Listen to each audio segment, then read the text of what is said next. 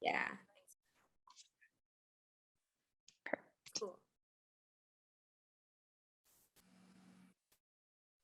And Aurora, if you want to introduce yourself too, because they might hear from you. Yeah, sure. Hey everyone, my name is Aurora Reyes, and I am the program administrator with the college services team. I've been at CSF for about 3 to 4-ish years, and I just love learning about financial aid because it reminds me about my own, being a first generation student and figuring out the whole process myself. I was lucky enough that my dad supported me through college, but also all the funding that I got through FAFSA. So like I didn't have to spend that much money, or I'm not that much in debt, but it's always neat to learn each year and get a refresher. So thanks for joining us today.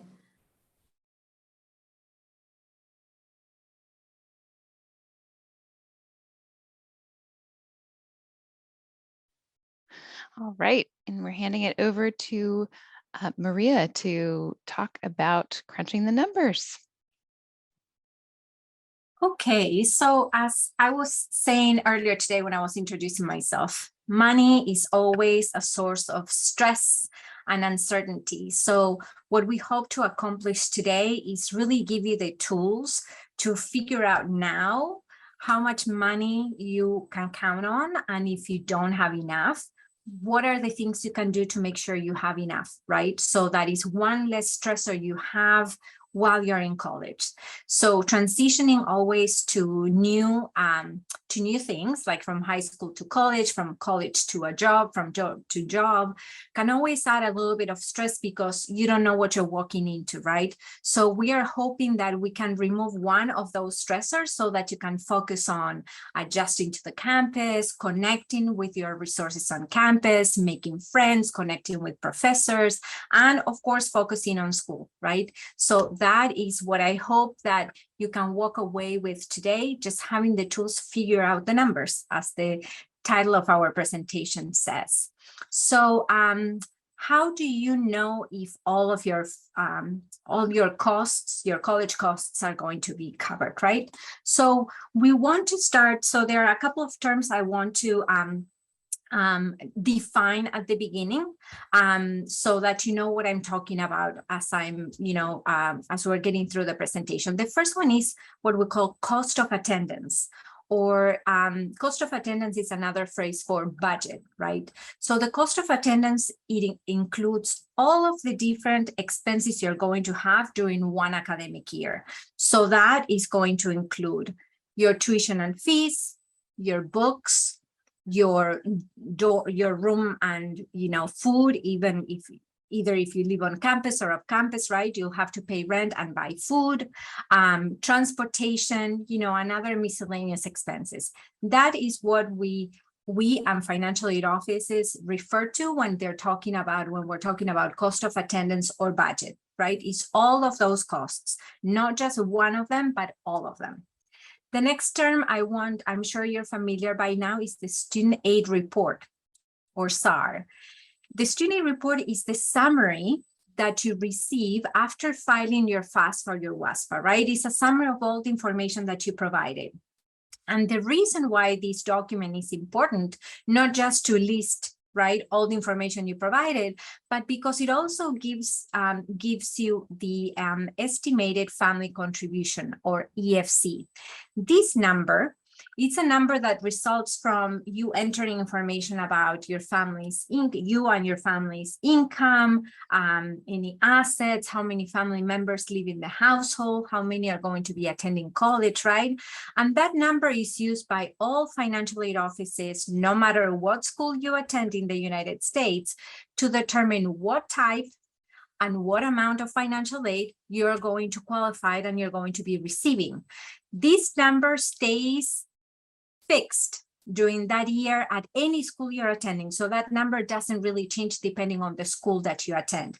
What can change, what will change, is that cost of attendance or that budget, right? Because there are some schools that are more expensive than others. You can reduce your budget if you stay and live at home versus paying a dorm, right, and a meal plan that tend to be more expensive. So the cost of attendance can vary if you want. The estimated family contribution, or EFC, remains fixed. Okay, that's important concepts to keep in the back of your mind, and you'll see in a minute why this is important. The last word I want to define is award letter that Amy has been referring to. The award letter is pretty much the financial aid offer that the school presents to you, right?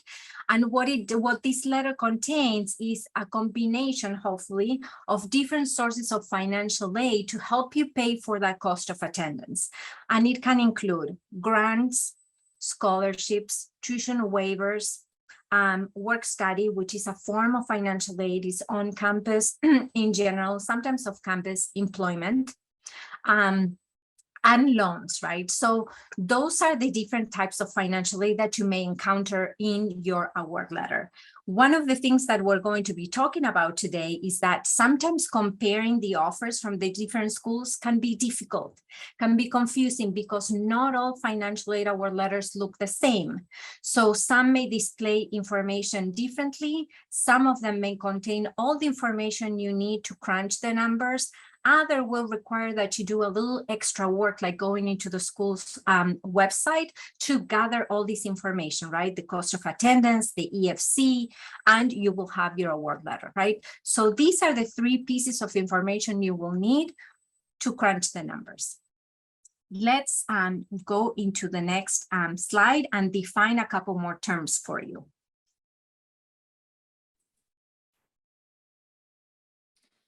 So your cost of attendance includes two categories. That's direct cost and indirect costs. Give me a second. So direct cost includes charges which are paid directly to the school, such as tuition fees and room and board if you're living on campus. Indirect costs are necessary costs incurred by students while attending school, but not paid directly to the institution. So this can be your cell phone, laptop, car insurance, oil changes. It's important that you look for both direct and indirect costs to be reflected in your cost of attendance when you're looking at your award letter. Sometimes award letters only include direct cost, but you also need to be aware of your indirect costs to have a full picture of how much you will need to pay to attend college. Thank you, Criselia. So what you see on the screen right now is a sample of that student aid report that I mentioned earlier, right? That summary of all the information you plugged in into your FAFSA or your WASFA. So on the left-hand side of the screen, you can see what the student aid report looks for those of you that completed a FAFSA, and you can see where you can find that expected family contribution or EFC number that I mentioned. So it's on the first page, top right corner of the report. Okay. Now, if you file a WASFA, you're going to find your expected family contribution on the very last page of the report. And you can see there circled, it's also on the top of the page usually. And yeah, you can see it circled there. Hopefully you can see it is an 87 on the WASFA, and it's a 0 on the EFC. Okay, so that number, very important, remember, is used to determine what type of financial aid to offer you, right? What grants, scholarships, loans, work study, and what amount, okay? The closest to 0, the more eligibility you're going to have. So this is the case where the lower the number, the better for you, okay? Sometimes we want numbers to keep on going high, but in this case for financial aid, we want it to go really low. So here's where you can go and retrieve these numbers for crunching your numbers. Okay, so in this slide, what we wanted to do is give you examples of different financial aid award letters, right? What they may look like. And we pick these at random, so we're not, you know, we're not being sponsored by any of the schools that you see on the screen. So on the left-hand side, you can see the financial aid office, the financial aid office from the University of Washington. And remember, I mentioned that the award letters are different, right? So it's important to compare them and know where to find that information. In general, these 3 award letters are kind of similar, but they provide very different information, right? I'll show you how. So the one on the left is University of Washington. The one in the middle is Heritage University. And the one on the right, on the right is Spokane Falls Community College. Okay, so you can see that in the UWs and Heritage, there are labels, right? There are labels as to how they're organizing the information. They'll tell you, this is all gift aid. Gift aid is pretty much free money. It's like gift, right? It's money that you don't have to pay back. These are the grants and the scholarships, the tuition, discounts or deferrals that you can get. Then they also talk about work study on the UW award letter. So that what it's telling you is that you can find a job on campus at UW, and you can earn up to that amount of money that you see on that screen. Okay, this is not money that is going to come automatically or that is guaranteed. You need to find the job first, you need to work the hours and then get paid. So it's a very important distinction from the other types of financial aid, grants, scholarships, and loan, which the money is going to come, pay for those direct costs that Criselia was mentioning, right? Anything that needs to be paid for the school. And if there's money that remains, then you can use to buy your books and pay for your other indirect costs. Now, I want you to notice that the way that these work study or loans are referred on the award letters is a little bit different. So in the UW case, it says other options, work study, right? And in Heritage, it says self-help. So it's like it's something you have to do to help yourself pay, right? So it's either I'm going to help myself by working, or I'm going to help myself pay for this by borrowing, okay? So those are very important distinctions. The other thing I want to point out in these two award letters that is very, very important to you, and that is going all the way to the top of these award letters, is that these two schools tell you what the cost of attendance is and what your EFC or expected family contribution is. Remember, we're going to use those numbers to crunch your own numbers, right? And you can see it also on here in the Heritage Financial Aid Award letter. It tells you, it gives you only the direct costs. So don't forget, you still need to account for books if you're living off campus, room and board, right? Transportation and all those other things. So you can start seeing how the offers are a little bit different and they're not the same at face value, right? Now, if we look at Spokane Falls Community College, you see that we don't have any information about the cost of attendance or your estimated family contribution. And it does list the awards. You can see, right? Amy highlighted them or circled them. The top ones is all the free money or gift aid, right? So you have 3 different grants and scholarships. And then the bottom one is the loans, right? The self-help or other options to pay, right? It doesn't break it down for you, so you need to familiarize yourself with these names like the Pell Grant, the Washington College Grant, the College Bound Scholarship, College Bound Scholarship, right? To know what is free money or gift aid and what is self-help like work study or loans. Okay, so I want to pause for a minute because I've been talking really fast. I want to make sure that nothing that I said was, unclear or that anybody here in the call has a question before I move on to the next slide. And you can just type your question in the chat.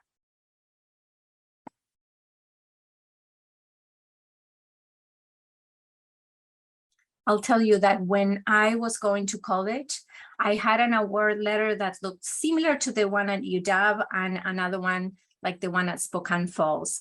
And I had a little bit of a hard time comparing, right? Because I wasn't comparing apples to apples.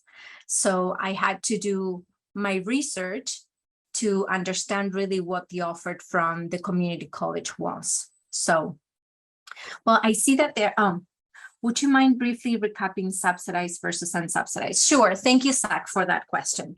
Yes. So, and I should tell you that we're going to have another session just talking about financial aid, the different types of financial aid, but it's a good question to address right now. So there are different types of loan, right?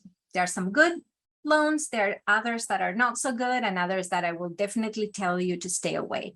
So the difference between the subsidized and unsubsidized, and this is money that comes from, you borrow from the federal government, is that the subsidized is like an interest-free loan. What does that mean?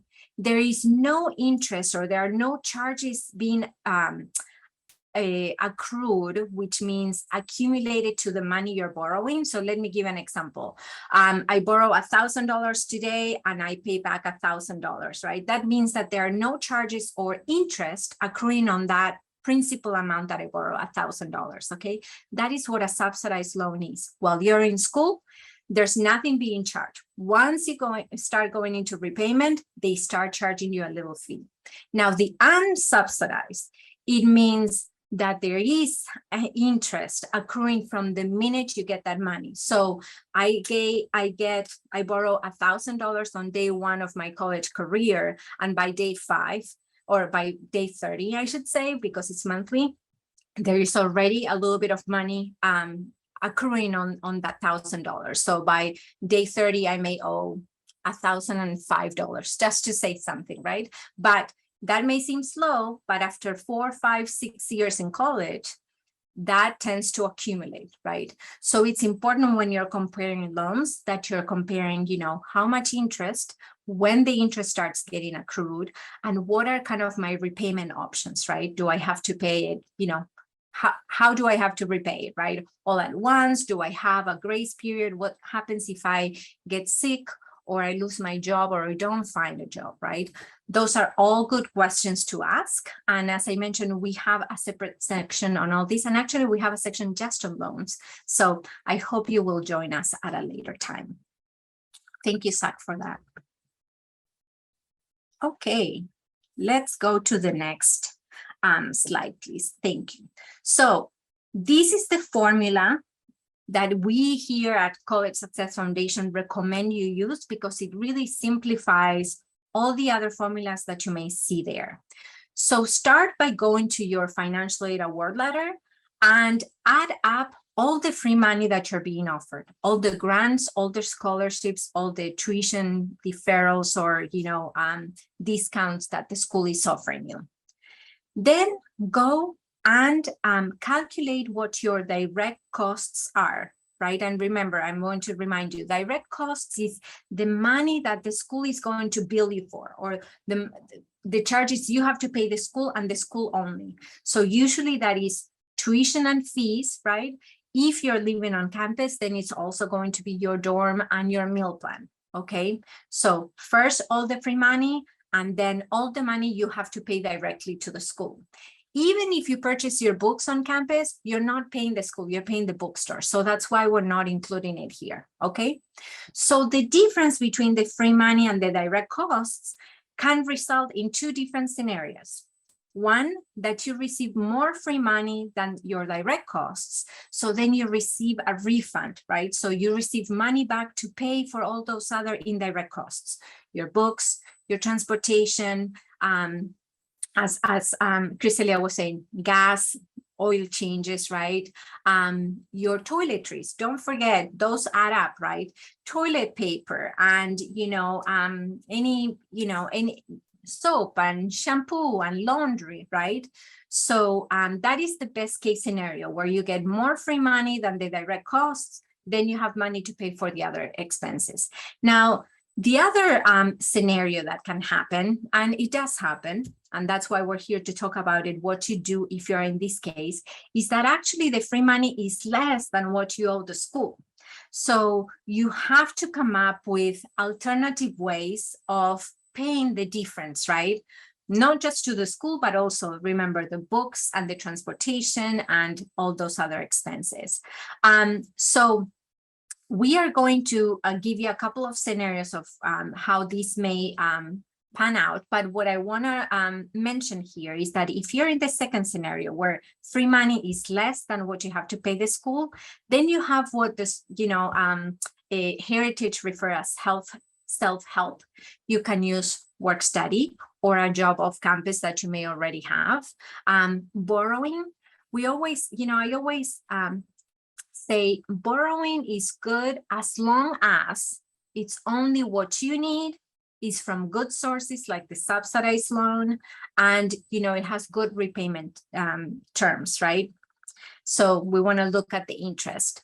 So borrowing a little bit so that you don't have to work so much and not have enough time to study is better than not borrowing at all and working too much and then your study suffering. So everything in balance, and we can help you figure that out for yourself. Okay, these changes from student to student. There isn't just one magical formula that works for everybody. So but this is the magical formula we want you to use to crunch your numbers. Okay, so let's look at a real life example now. So as previously discussed, you will need to calculate how much gift aid you will be receiving. Remember, gift aid does not have to be paid back. It's the best type of aid you can receive. And this includes receiving money from the federal Pell Grant, the Federal Supplemental Opportunities Grant, also known as FSEOG. And it also includes state grant money. In Washington State, it's known as a Washington College Grant. And it also includes any scholarships or waivers. You will also need to include any private grants, any private scholarships when calculating your total gift aid. And here's an example of what it could look like for a student. So this student is receiving about $20,000 of free money.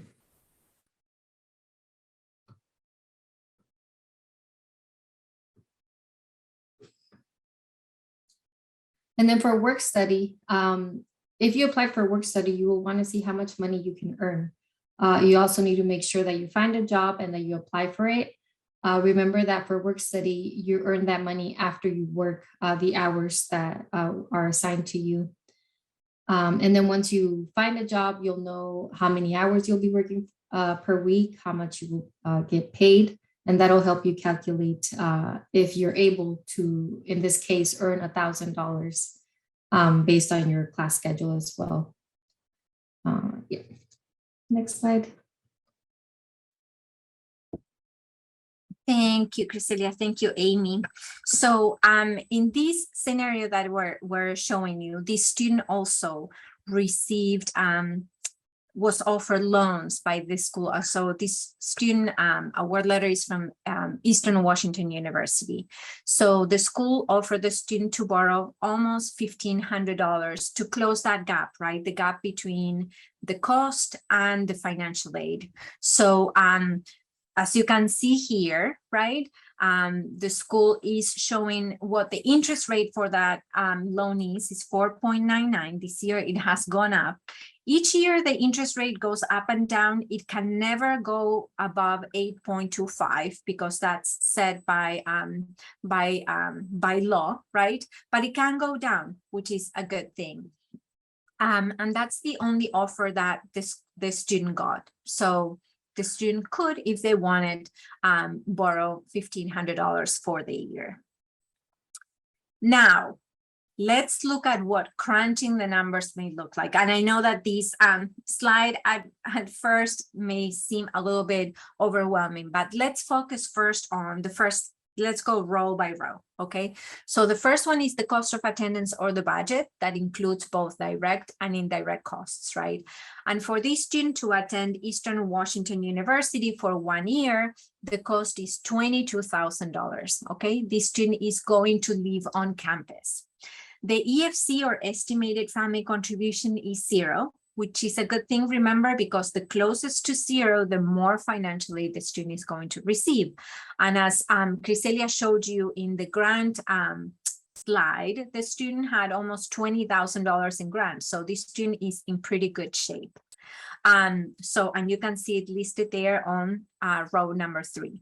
Now, work study, it was $1,000, so we listed there too. The loans is $1,400. So when we do the total cost of attendance, this is a different formula. This is the formula that the school will use. We showed you the other one because we feel it's easier and better for you to calculate your cost, okay? So when we take what this slide is showing you is the $22,000 of the cost of attendance minus the EFC and all the different aid, right? Gift aid, work study, loans. The gap between the cost and the financial aid is 0. So this student, if you receive an award letter like this and you crunch the numbers and you get to 0, you think, I'm done. They're giving me all the money that I need. Let's hold on 1 second, because you have to find a job, right? In order to get that $1,000 from the work study, you need to find a job on campus. You need to work the hours and then get a paycheck, so the money doesn't come straight, okay? And then you are also borrowing, right? Which $1,400 is a completely reasonable amount to borrow for 1 year.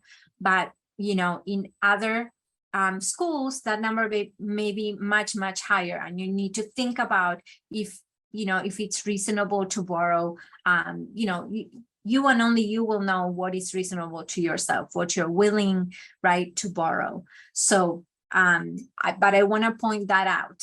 And this is the reason why we showed you the other formula, because we want you to see how much self-help you have to provide yourself, right? Do I have to work? Do I have to borrow? So what you see on under the, so we go to the gap between cost and aid. So the cost of attendance minus aid is 0. But I want you to look at the next slide, which is the annual out-of-pocket cost. And what we mean by out-of-pocket cost is that self-help, right? The work study, the loans, the EFC, because if your EFC was higher than 0, like it is in this case, you would be responsible for paying it, okay? EFC cannot be covered by financial aid other than an unsubsidized loan or a parent plus loan, which tend to be the least desirable kind of loans. So I want you to keep that in mind, okay? So if we estimate, so let's say that the school doesn't raise their tuition every year, right? And your cost every year that you're in school for those 4 years remains $22,000, and you have to borrow $1,400 every year. After 4 years, that becomes $5,600, okay? So these are numbers that, having been in this field and seen so many students get through college, $5,600 is really not a lot to borrow for a college degree, but that number is not always that low, right? Depending on the school you're attending. So important for you to calculate your total out-of-pocket cost per year and for 4 years. And if you're in a 5-year program, do it for 5 years. Or if you're going to do like I did, I studied at a community college, right, for the first 2 years, and then I transferred, but I was working full time. So it took me a little bit longer. So I stayed in school longer than 4 years. So for every year extra that you're in school, not only you're not earning necessarily a big salary, but you're also paying for school, right? So the balance starts getting a little bit out of whack, right? So you need to be thinking about all these expenses. Let me see if there are any questions here. Oh, I see that Crystalia responded. Okay, thank you so much. Does this make sense? I know this is a lot of numbers, but I want to make sure that I'm explaining it in a way that you can understand it. Please feel free to type your question or your comment on the chat so that I know that you're keeping pace with the presentation. We have one more slide, and then what we're going to do is going to breakout sessions and do a run, right? We'll give you some samples that you should have received, and we're going to try to crunch these numbers on our own. Okay, if there are no more questions, then let's go to the next slide, Amy. Okay, so this is another way to crunch the numbers using the formula we gave you first. So we started by looking at the award letter and just looking at the gift aid. Remember, gift aid minus direct costs, right? That is the important formula, the important number. So in this case, the student got $20,000 in grants and scholarships. Because the student is living on campus, the tuition, the fees, the room and board is $18,000. So the student is getting back $1,100. With those $1,100, the student has to pay for books, transportation, personal experience, expenses, right? So we need to think if $1,100 is going to be enough to last you for the whole year, right? Because the $1,100 is for the whole year, not just one quarter or one semester. So, and if the student, so when we look at the direct costs, right, the books, transportation, personal expenses, that is $3,600. So the student is going to be short by $2,400. How does the student come up with the $2,400? Well, fortunately, the student was offered the work study and the loan, right? Maybe there is a summer job that that you were able to save up money to make up for the $2,400. Maybe not. Maybe you're planning on working throughout the year to cover the difference. So these are the kind of thinking and formulas we wanted to use, right? As you're figuring out what school is giving you the best deal, because don't forget that you are buying a good from a school. It's no different than buying a pair of shoes or buying your first car, right? You're paying, you're the consumer. So make sure that what they're offering you is not just good quality education, but at a price that it's reasonable. Okay, so very important to apply to a good range of schools and compare to see which one gives you the better deal. Okay, Amy, I'm back to you.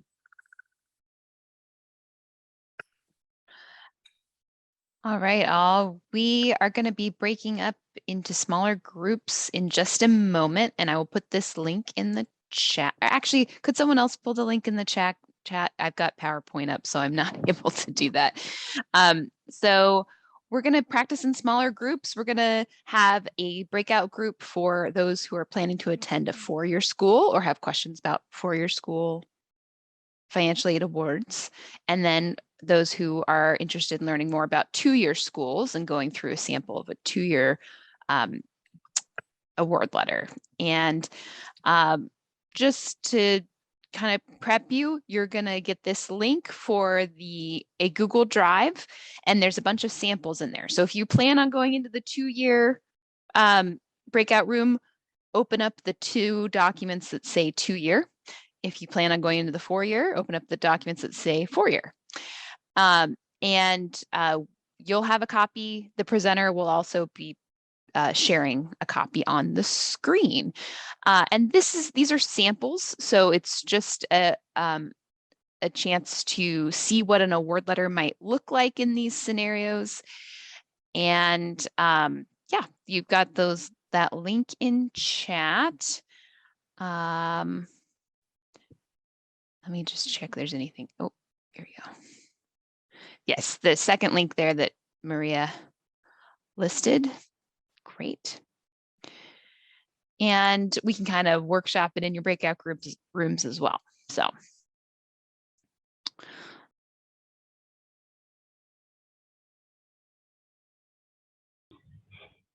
Awesome. Amy, do you mind sharing the PowerPoint again? Awesome, thank you. Well, hopefully everyone found those breakout rooms helpful. It was really great to look through where to find some of this information and get some examples. So hopefully everyone is feeling confident about it. And if not, you have connected with somebody to help you out with that. Yes, it does take practice to learn. All right. So we are. Oh, real quick, Kelsey, I just want to make sure that we didn't have any. Let me catch up on slides. There we go. Lots of click-throughs.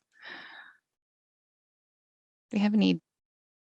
Yeah, I think we have actually a couple of slides on loans before we head into your section, Kelsey. Is that all right? Okay. I'm going to hand it back over to Maria. Sorry, I was just typing something very quick. Yes, we have something about loans. So Oh, so this is sort of the debrief that we just did in the breakout room. So if you want to move into the loan, yes.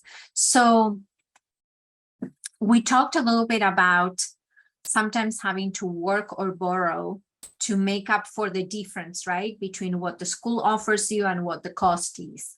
So if you have to borrow, as I mentioned before, never borrow more than what you need, okay? It may be tempting to say, spring break is coming around and I have these plans with my friends, I'm going to borrow a little bit more, and then the next time is like, the holidays are coming and maybe, or I want to buy this, I want to buy a gift here and there, right? Or summer is coming and we will all always find reasons to need additional money to do something.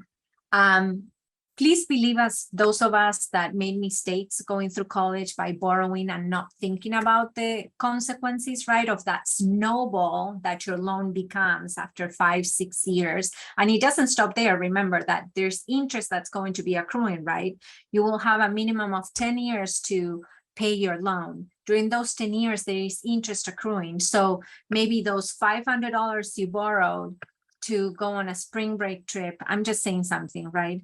Just an example, I mean, after 6-10 years down the line, those 500 may become 1,500. So keep that in the back of your mind.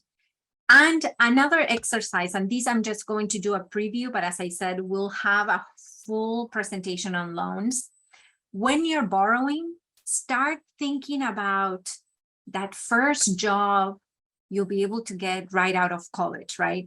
Think about what are those entry-level wages, right? So what kind of salary can you expect to get as a new college graduate, right? And after you have that number, go back and say, can I really borrow these? Will I be able to make this monthly repayment on my loan with that salary? So start at the end to figure out how much is reasonable for you to borrow, okay? So never borrow more than what you need. Be very careful with your budgeting, right? Remember that I mentioned a few times that there are ways to reduce your cost of attendance, right? Maybe by living at home, staying with parents or family, or even renting an apartment with some friends, right? Because living on campus is always more expensive. Don't take your car to campus. Parking is very expensive and it's very common to get parking tickets because parking is limited on campus. And maybe you're in a rush to get to class on time and you park your car where you're not supposed to. So try to think about ways you can reduce your expenses. Consider working during the summer, right, to save up for the rest of the year. But again, if you're going to work throughout the year while you're taking classes, don't overwork, right? Because that's time away from studying or from classes. It's always good to have both things going, right? Research tells us that when we have more than one responsibility, like attending class, studying, and working, we organize our time a little bit better. Maybe don't try to do it the first quarter, first semester, right? Get a good handle on your time management skills. And once you have it done, then you can start adding other responsibilities like work. So always that balance, right, of how much do I borrow versus how much do I work. Try to find a balance that works for you, that you borrow a little bit and you work a little bit without overdoing either one. As we say in the slide, we don't recommend you work more than 15 hours a week. Really, that's if you're taking a full load of classes, working more than 15 hours can be too much. So maybe 10 hours. Right? And it's not just the money. Let me say that, my plugin for work study. Work study gave me a career. Okay, my very first work study job was in the financial aid office at the community college I was attending.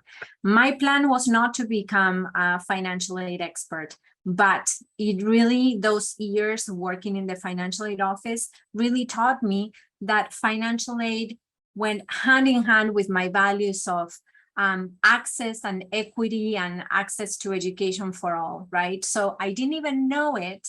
And this little job that was helping me pay for my, my books and a little bit extra expenses, maybe transportation, really gave me a career.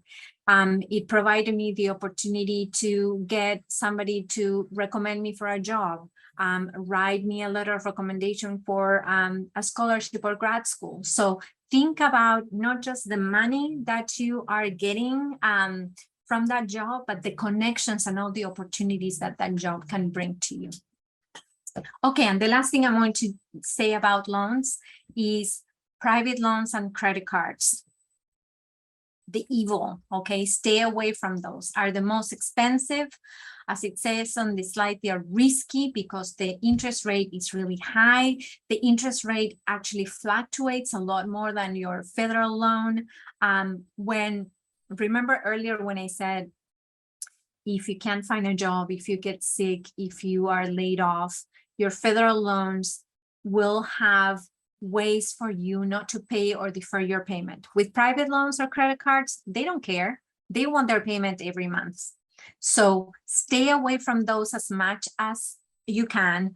I don't know these days, honestly, but when I was on campus, when I was a college student on campus, there used to be banks, Wells Fargo, Bank of America with a table, and they're like, oh, do you like this, I don't know, this sweatshirt? Do you like this, water bottle? Sign here. You can get, you can get a credit card with us, a student credit card.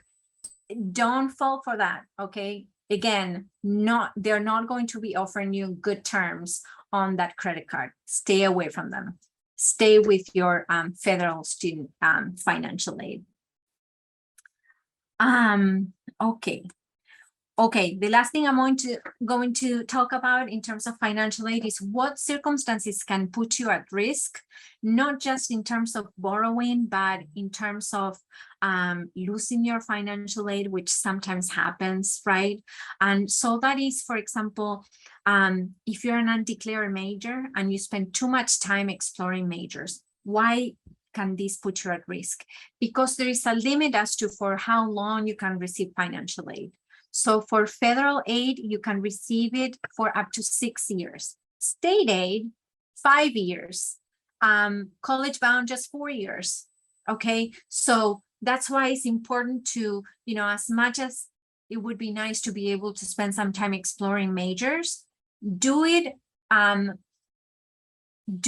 but do it wisely. So meet with an academic counselor every term and plan out what you're going to be doing so that you can ensure that classes are offered when you want to take them, especially those required ones. The required ones are not offered every term, so you want to make sure that you plan it in a way that you're not missing out on the classes you need to take. And also so that you don't take so long that then you run out of financial aid. The same thing goes for changing majors. Those of us that are unsure as to what we want to study and we go from one major to another, doing it once, maybe it's fine, 2, maybe, but more than that, again, can put you at risk, right?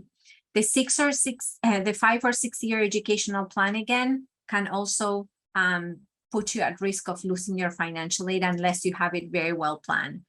If you feel you're not academically ready, and I will tell you, I was not ready when I started college, okay? My English wasn't up to par. I had just immigrated to this country. I didn't know what my resources were. There was a lot going on in my life. So if you feel you're not academically ready, you don't have enough financial aid, start your academic route at a community college that will provide you a lot more support, a lot more flexibility, and the cost is something manageable versus a 4-year college, right? So I can talk to you one-on-one later if you want to know more about this. We talked about the risk of working too much. The risk of not completing your program, right, is that if you have borrowed, you're still going to owe money. Okay, you'll still have to pay that back. So not graduating or deciding not to continue with school doesn't exempt you from having to pay that back. Or having the mentality of like, well, I'll buy it now and I'll worry about paying it later. That is also going to be a problem, right? Because that snowball will continue to grow in size. So planning and getting the support you need to plan wisely is the best thing you can, the best piece of advice you can walk away from everything I told you about today.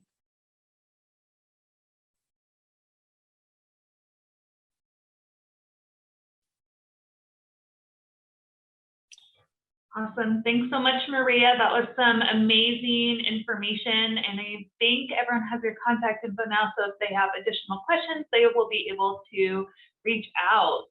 So thanks again. We will be wrapping up this webinar today, speaking about budgeting and spending plans. I know we're throwing a lot of information at you today with numbers and all of that, but this is all just really good life skills information of how to build up a budget and a spending plan now that you will be out potentially on your own, living in a dorm room, an apartment, or just, being on your own for the first time. So this is, again, a life skill. You will not learn all of this all at once, but we are hoping to give you some really good tools and resources to get started to be successful once you start college and your life as an adult.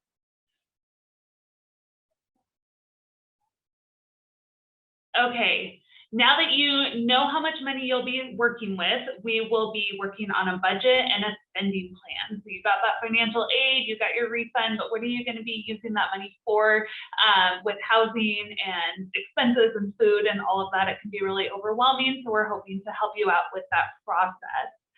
A budget uses figures you already know, like your income if you do have a part-time job, and then you'll also know your expenses like housing and all of that. But what about all those additional expenses like gas, food, doctor's visits, all of that? It also adds up. So we will be utilizing a spending plan to help track some of those figures so you know how much additional money that you have or how to save that money for later. Okay, so what are some things that you might need to track on a spending plan in order to help build your budget? Earnings from work, how much money you're making from that job, transportation expenses. Gas is super expensive these days, so you definitely want to be budgeting that out. Or if you're not driving, a bus pass or any of that. Moving expenses, it can be really expensive to get a moving truck and any of that as well. Furnishings also adds up, buying a new bed or a couch or TV if you are living on your own for your first time, it really, really adds up. Personal expenses, shampoo, clothes, all of that you need, things that you really don't think of, toothbrushes, toothpaste, all of that, it really adds up. And then daily habits, maybe you're used to getting Starbucks in the morning or, getting some Uber Eats every once in a while, that adds up as well. So making sure that you're adding that into your spending plan and when you're able to splurge, or maybe you should save that. And then emergencies always come up. Maybe you get injured or your pet gets injured or something and you have additional fees that you need to pay right away. You have some kind of savings for that. We will be helping you out to make sure that you're able to budget those in just in case something happens, so it's not a last minute panic. So we do have on this link, which could also go in the chat, or how do you want to do that, Amy? I can't copy it over to chat. Could somebody copy it? So you can utilize this worksheet for later. We've already set it up for you. So go ahead and utilize this link, bookmark it for yourself for later on.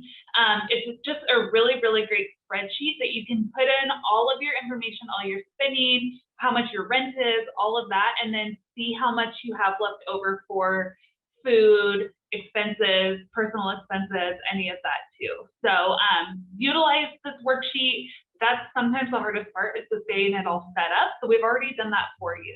So this is just a really great resource to have when you go off to college or living on your own for the first time.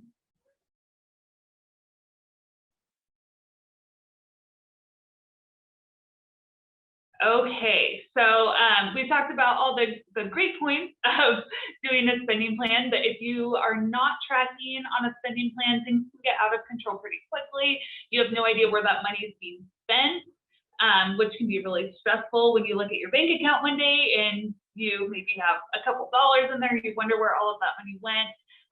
You really want to make sure that you know where that funding is and where it's going.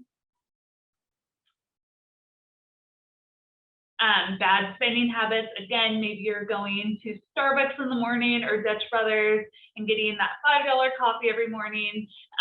If that is not just fitting well into your spending plan, you might have to cut that out. So just knowing what those bad habits might be or those spending habits might be and cutting those out to save funding later.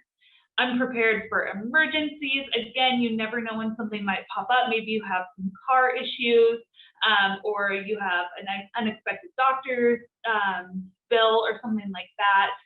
You really want to make sure that you have a little bit of a cushion there just in case. Strained relationships, a lot of issues with boyfriends or girlfriends or family members do come from money trouble. So you really want to make sure that you are staying on top of that so your relationships aren't strained. Roommates, yeah, good point. Good point. And then just lack of a savings plan. When you finish college and you're looking at careers and salary and all of that, it's really good to know, at least have a grounding point for how much you are spending monthly and what that would look like later on in life. And then just wasted money. I mean, when you really think about it, if you're getting coffee every day or fast food every day, it really, really adds up. And it's a lot of money that maybe you could be saving later to purchase a new car or a house or something like that. So you just really want to make sure that you're not just wasting a lot of money on just random things throughout the week, which is really hard because all those things are really good, but balance. Okay, things a spending plan can help you with. Okay, again, putting aside money for savings goals. Maybe you want a new car, maybe you want to go on a vacation, something additional later on that you can work towards. That can help you kind of plan and budget out for that. Preparing for regular expenses. Again, life is just really expensive these days in general. So you want to make sure that you are adequately paying for, your rent, your room and board, your food, all of those that have to be paid for every month. Again, preparing for unexpected expenses. Again, an emergency or just something additional that month that you usually don't have to pay for. Controlling how you're spending that money. We've talked about that a little bit. Reducing stress and increasing confidence. It just feels good to know exactly where that funding is going, and so you don't have any surprises later on. Provide excuse to calm excessive spending. So again, once you're in habit, it's kind of hard to break it. So if you have a spending plan, you'll stay pretty consistent with it and just feel good about what you know every month is going to look like. So tips for managing funds, cost savings. So look for ways to cut costs. Housing, maybe you don't need the brand new apartment to live in. Maybe you can look at other options that are maybe a little bit more affordable. And then meals, again, you don't need to eat out at nice restaurants every weekend or every night.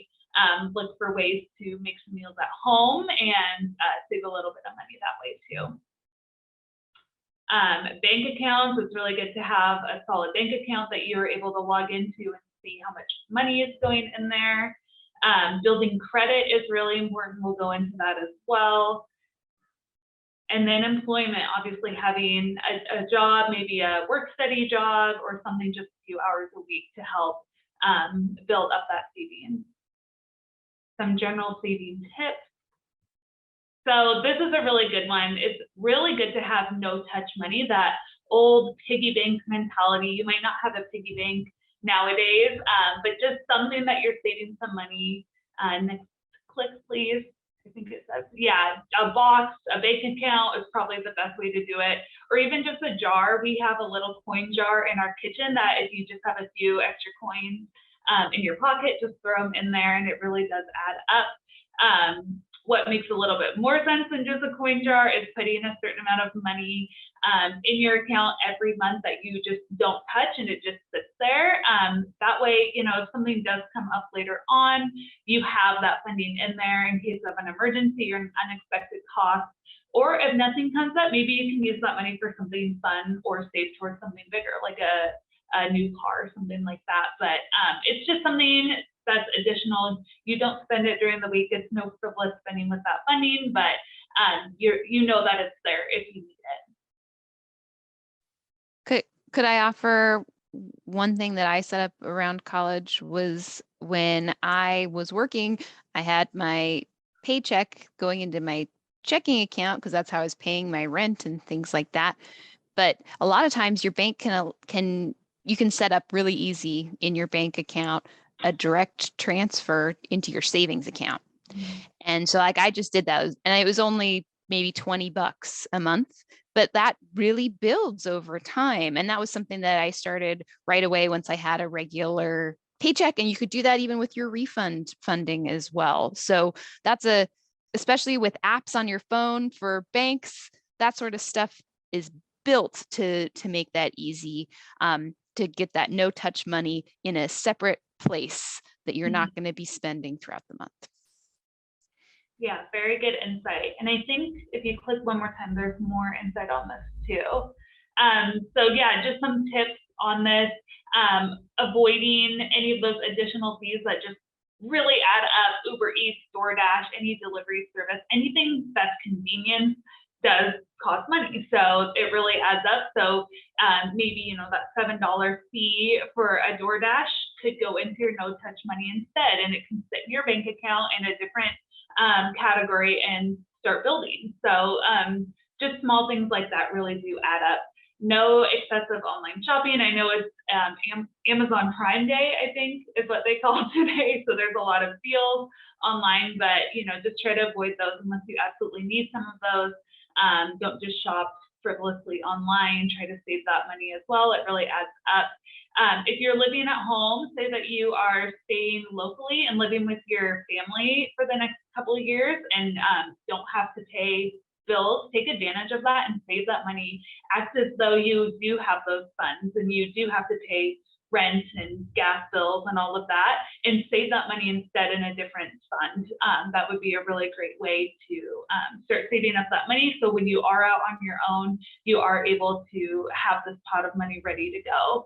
And then just save any additional money from financial aid. You will get those refund checks sometimes where you do get a little bit of additional funding. Don't go out and blow that money. I've seen a lot of people go out and, oh, I have extra money, so I'm going to buy a new TV or go on a vacation, and you know that funding will just accrue interest if it's going towards your student loan account, and you really don't want that to happen. You want to be able to save that money and make sure that you're really using that on things that you need. Okay, rent and housing. So on-campus housing, living in dorms does eliminate some expenses. So if you are living in a dorm room next year, I know some college campuses, well, a lot of college campuses do require that you live on campus for at least 1 year. Here are some things that will be eliminated for cost if you are living in a dorm room. Click again.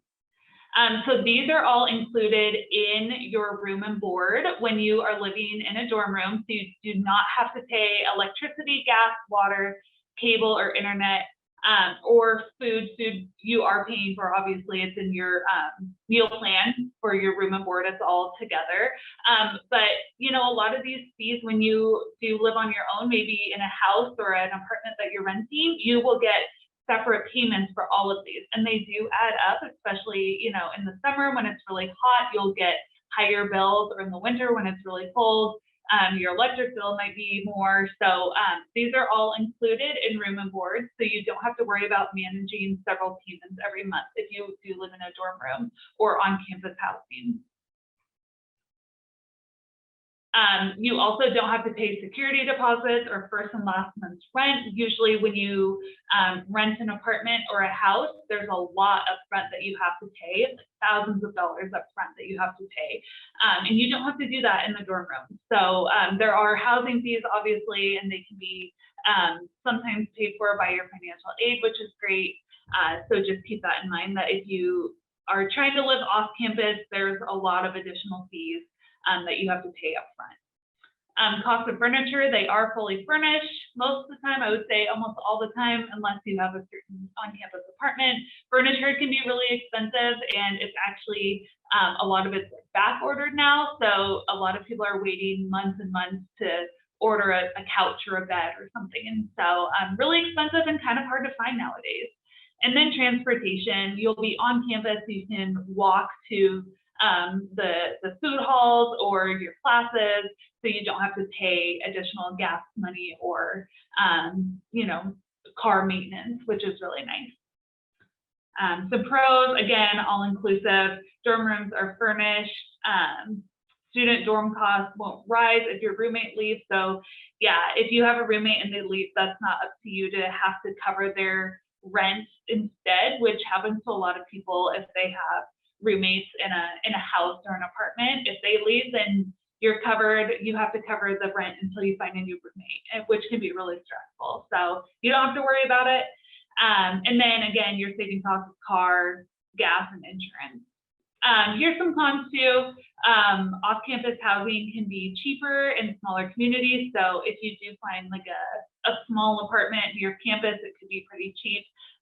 But again, then you have to pay for electricity, gas, water, all of that too. So it still does add up. Meal plans can be expensive, and sometimes, you know, you have additional money at the end of the quarter that you're not using or semester, and that kind of just goes away. So that can be kind of a pain when you're paying a lot of money for something that you're not using. Dorm fees, they do have dorm fees for infraction. So if something happens, something breaks, you might have to pay for that. So that's something to keep in mind. And then financial penalties for students who drop out. So say that you have to drop your classes, or something happens with your financial aid, you may have additional fees later on, but that's just something that you would need to work with your housing department at your school about if anything like that comes up. Okay, off-campus living. As a general rule, the further you live from campus, it's cheaper. These apartment complexes and houses know that students want to live near campus for convenience, and they will drive up the price of their apartments or houses because they know that the need is there. So if you are living off campus, here's just some things to keep in mind, some tips and tricks in order to make sure that you are getting the best bang for your buck for your apartment or your house, and you're just being financially smart with it. Consider neighborhoods that are a few miles from campus.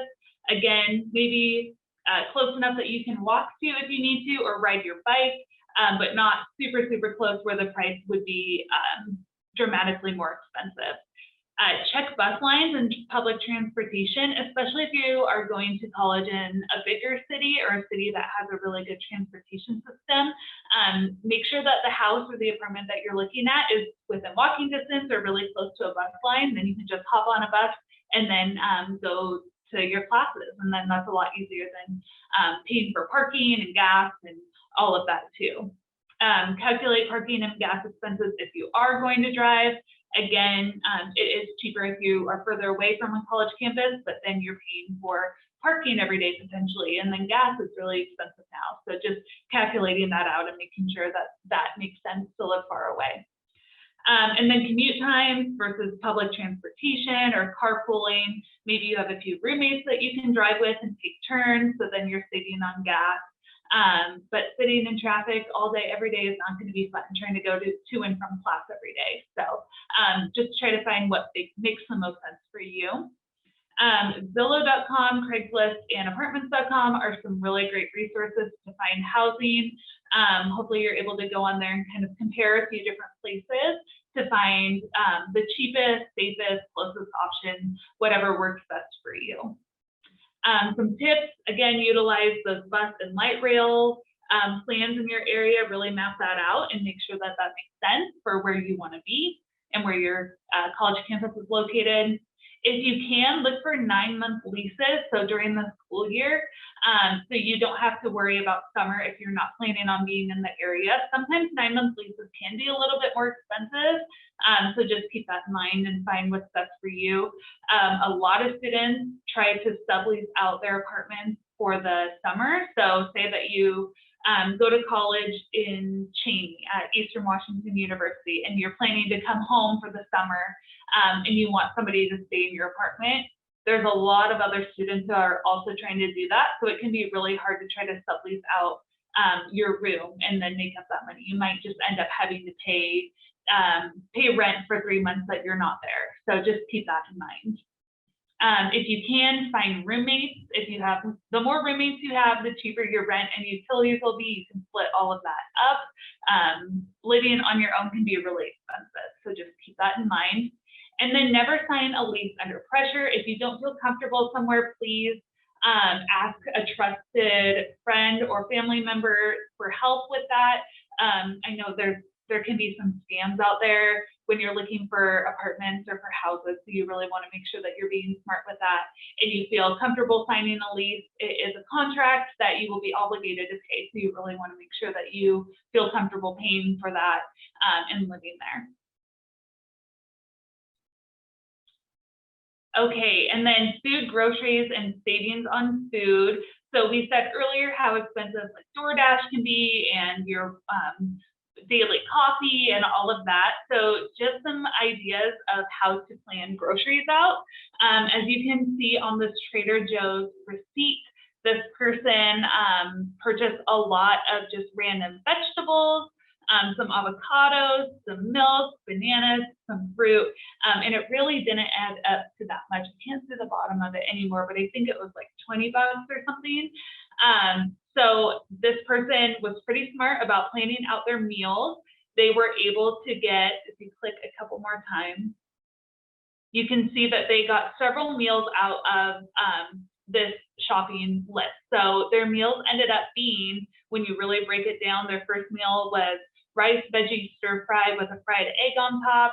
They used mushrooms, bell peppers, asparagus, onion, carrots, and their meal was $1 for their entire meal. That's a whole heck of a lot cheaper than going out to a restaurant where it was probably $15 to $20. So that is just a really, really great savings plan. They were able to use these ingredients again the next day for their meal. Chicken thighs with veggie stir fry. It was $2.75 for their meal, and then they used the rest of their purchases, juice and milk for smoothies.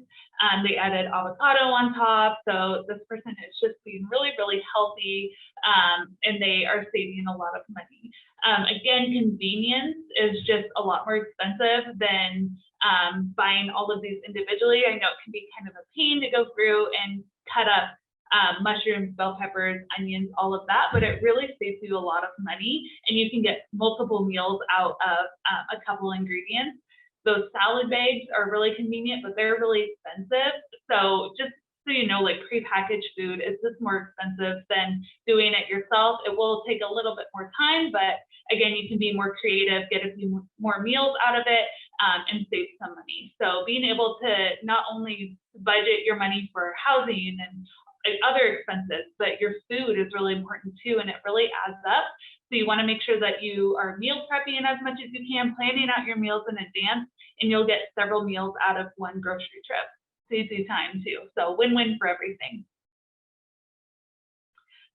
It's also just really important that you have a bank account that you are able to navigate and understand. So if you do not have your own bank account set up yet, you should definitely get going on that too. It doesn't need to be a credit card like we were talking about earlier. A bank account is just where you are saving this money, something that you're able to access, put your paychecks in here, and then be able to see everything. Everything right now is all digital, so it's really easy to get everything direct deposit. You can look through, you can put things in different accounts if you'd like to, and just know where all that money is. Again, easy tracking and spending, pay bills directly. You can put a lot of your bills on auto pay, so you won't be missing any of those payments. Everything will just all go in and come out of the same account. You can get your financial aid disbursement straight to your bank account, which is really easy. So you're not dealing with checks and maybe losing something. Everything is just right there. There's some really important features on bank accounts nowadays too. Online banking has 24/7 access. You can just get an app on your phone. You're able to access that at any time. Debit cards, obviously when you're going grocery shopping or anything else that isn't direct deposit, you can use a debit card and it will come straight from that account too. Mobile alerts, if there's something weird going on with your account, maybe someone's trying to hack it or some kind of weird spending is going from it, you'll get an alert. Paperless statements, you don't even need to get mail about it anymore. It's all in one place. Look for banks that have low fees or low to no ATM fee. So if you do have to use an ATM for maybe a different bank, or you're somewhere where you have to pull money fast, maybe an emergency, that there's no ATM fees. Look for banks, again, pick the best bank for your needs. There's a ton of banks out there, so just do research of what might be the best option for you. Maybe there is a bank on your college campus that you have access to that is easy for you to use. Open a student checking account before you go to college, just so you're all good to go. You might want to look at credit unions as well. Usually they are owned by employees or by the members, so they have very low to no fees, which is really good. Just some additional tips: avoid doing things that will cost you money, like any overdraft charges or ATM use. So again, you're able to set up your account a little bit where if you're getting low to something, you can get an alert so you're not overdrafting. Usually when you overdraft, you do get a charge, or if you're using an ATM a lot, you'll get charged for it. So just avoid those at all if possible. And then credit cards, we were talking about credit cards earlier. Credit cards can be extremely dangerous. You do not want to put yourself into massive credit card debt.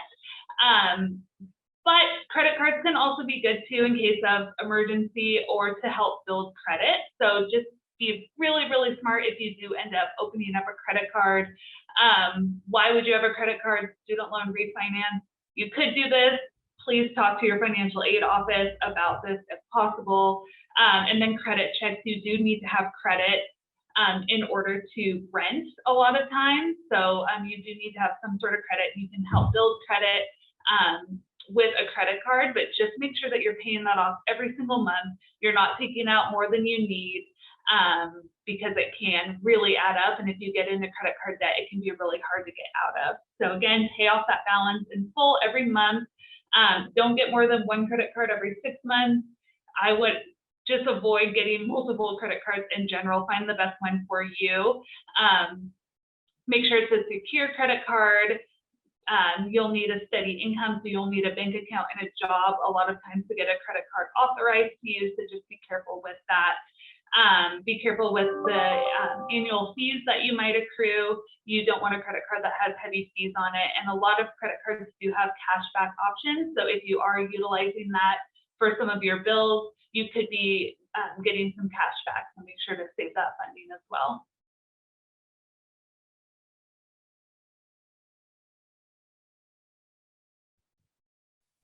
All right, any questions? We went over a lot of information today, so hopefully you're not too overwhelmed, but any questions that came into the chat at all, or anything I can help you with, or financial aid questions from earlier that Maria can help with? Yeah, and while we're waiting for some people to come up with questions, take your time there, put them in the chat. Just want to remind you, if you are transitioning from high school to college in this summer, you have an advisor with College Success Foundation who is able to help with some of this follow-up work that you're doing, right? You don't have to walk this journey alone. We would love for your advisor to, meet with you at least a couple times this summer. It can be online, over the phone, just to check in and see, what questions you still have, where you might need some help finding the right resource. So please keep that in mind. And if you don't know who your advisor is, tell me in the chat and I can talk to you after this and figure out who it is. So, but hopefully you've heard from them. They are available and they want to meet with you. There's a couple of them in the room today trying to make sure that they get the same info that you do, which we really appreciate. Okay, I'm buying time here for those of you coming up with questions. What do you think, all? Okay. If you have like a question that you don't want to, maybe bring to the larger group, stick around and we'll see if we can put you in a breakout room with one of us, and we'd be happy to chat through it. Additionally, you have contact info for us now from our emails telling you how to get to this meeting. We're also going to send a follow-up and the recording. So you'll have emails as well. Maria has put her email in the chat. Okay, hearing no more questions. If you're good to go, thank you for coming. We appreciate it. It was great to see folks today. And like I said, feel free to stick around if you have some questions you'd like to talk to someone one-on-one about.